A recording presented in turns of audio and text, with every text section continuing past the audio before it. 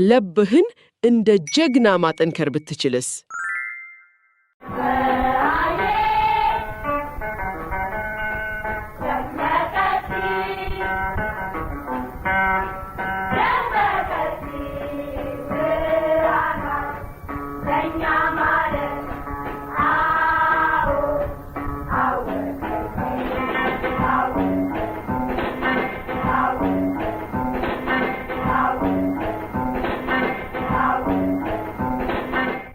ሰላም ጓዶች፣ ዛሬ ስለ ጾም እንወራለን።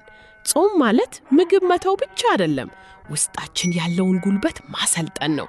እንደ ቪዲዮ ጨዋታ አድርገን እንመልከተው። በየደረጃው ስናልፍ ኃይላችን ይጨምራል።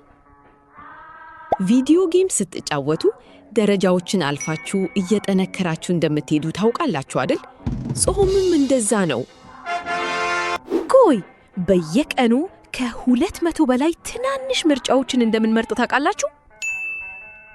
እያንዳንዱ ትንሽ ምርጫ ልክ እንደ ጠንካራ የባህር ዛፍ አስደናቂ የውስጥ ኃይል እንድትገነቡ ይረዳቸዋል። ልክ ትልቅ መጫወቻ ለመግዛት ሳንቲሞቻችሁን እንደምታጠራቅሙ ማለት ነው። እያንዳንዱ አይሆንም 1 ሳንቲም ነው። ስለዚህ ቀላል ምግቦችን መምረጥ የውስጥ ጀግናችሁን ቀስ በቀስ እንድታሰለጥኑ ይረዳችኋል።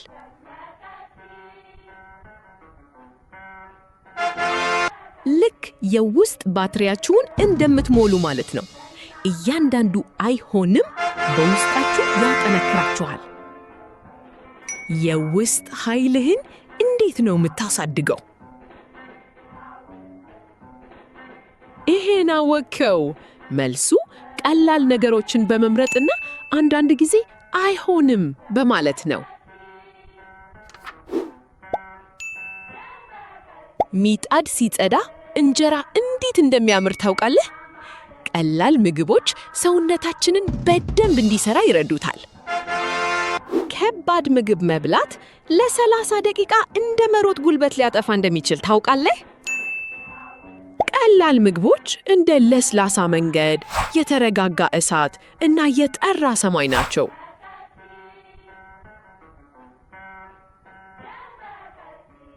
ሽሮ መብላት ምስርን በፍጥነት እንደመፈተግ ነው። ሰውነትህ አነስተኛ ጉልበት ይጠቀማል። ስለዚህ ቀላል ምግቦች ለማሰብ፣ ለመጫወትና ለመማር ብዙ ጉልበት ማለት ነው።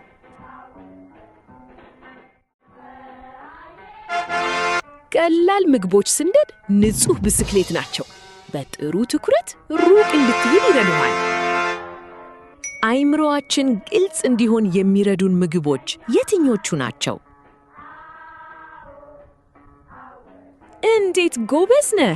ሽሮና ጎመን ትኩረት እንድናደርግ ይረዱናል። በጣም አሪፍ ነው ብለህ ይመስለኛል። ትክክል ነህ። ሳንቲም ስትቆጥብ አዲስ አሻንጉሊት ስትገዛ ምን ያህል ደስ እንደሚልህ ታውቃለህ?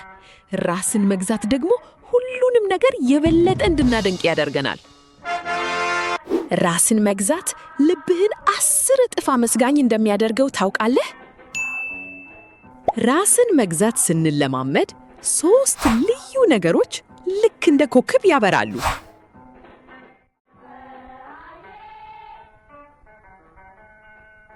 ልብስ በእጅ ማጠብ ታውቃለህ?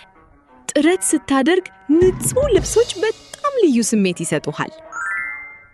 ራስን መግዛት ስንለማመድ እነዚህ 3 ነገሮች በውስጣችን ይጠነከራሉ።